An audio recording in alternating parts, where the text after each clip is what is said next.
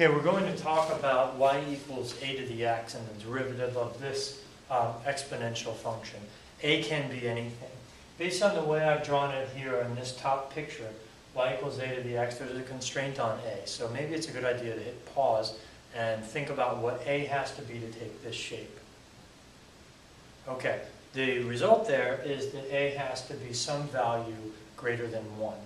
If a was 1 itself, then the function would always be equal 1, and it would be a constant function. 1 to the x is equal to 1. If a was, for example, a half, it might look like this one here.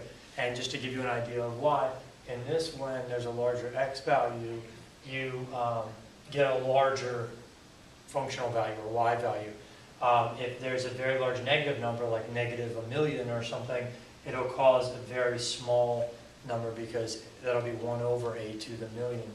As opposed to this one, if it is like 1/2, a very large negative number, like let's say 1/2 to the -8th power, that would be equivalent to 2 to the 8th, which would be very large. So, because it would be 1 over 2 to the 8th, right? So, I'm sorry, 1 over 2 to the -8th, which would cause it to be 2 to the 8th. So, anyway, we're going to take the derivative of the function y equals a to the x. So the first thing is, of course, just like any other derivative, the first thing we do is we write down the function, and based on the limit definition, f prime is the limit as h approaches 0 of the function evaluated at x plus h. This sometimes is a hard step, so take a second and do f of x plus h. That would be a to the x plus h minus f of x, which is a to the x, over h. Now from here, give me a second to rewrite that. I'm just going to split the first term, a to the x plus h, is the same as a to the x, a to the h, and then recopy the rest of it. And I'll explain that step in a bit. You'll see why this comes out, or why we've chosen to do this. Now the next thing is, I'm going to factor out an a to the x. And then we'll get a to the h minus 1. That's an unnecessary mark, divided by h. And you can really think this a to the x is really not part of this other expression. And the reason I say it in that way is that we can factor that expression, since it does not have an h, in front of the entire thing. And now the question is, what is that? Okay. Well, one thing is that it's a number, right? So, it's only got h's in it. It does not depend on x. So what this is saying is that the rate of change of the slope of the tangent line to a to the x is proportional to the function itself. And think about what exponential growth is. If we have a room or a little petri dish full of bacteria or something, the number of bacteria that is about to exist depends strongly on, is proportional to however many exist right now. That's just one example of exponential growth. But that's how exponential growth works, as opposed to linear growth, which just adds the same amount every single time. In exponential growth, you say, how many do I have now? And then you multiply it by some proportional factor. For example, if you were saying that certain bacteria, I don't know if this is possible scientifically, but let's say they asexually reproduce, each of them reproduces one offspring, then maybe you'd say each time the population doubles based on the number of bacteria that are already there. So anyway, we've got this as our derivative.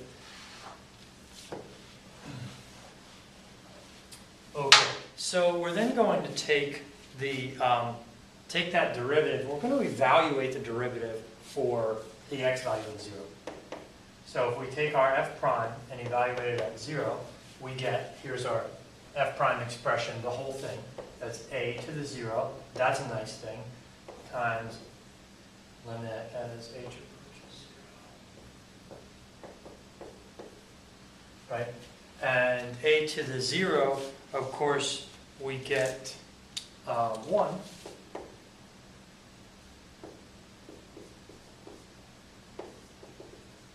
And we're left with this expression.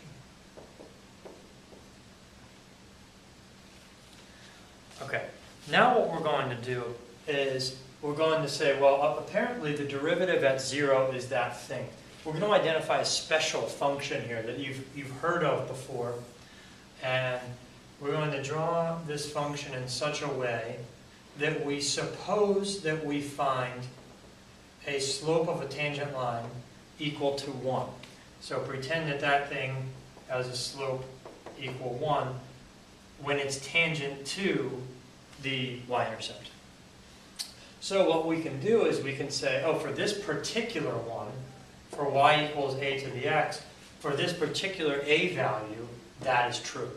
Or I'm sorry, f prime of 0 is this, and this is 1. Right? So we're manually setting this term equal to 1, because for the one I've constructed, it does equal 1. Now, if you let h get really small, you can multiply the h over, you can do a little math there. But effectively, if we are trying to determine what the special value of a, what is the special value of a that does this, that value is e. So that's how we're going to define e. E is a number such that the limit as h approaches 0 of e to the h minus 1 over h equals 1. That thing right there will define e for us. In other words, it's the special function that has its derivative as positive 1 at that point. So now let's take that and then formally develop the derivative of e. And we'll see an interesting result. So the question is, if f of x is e to the x, what is f prime of x? Well, f prime we already learned of any exponential function is the exponential function times the limit as h approaches 0 of the exponential function minus 1 over h, and that is of course 1.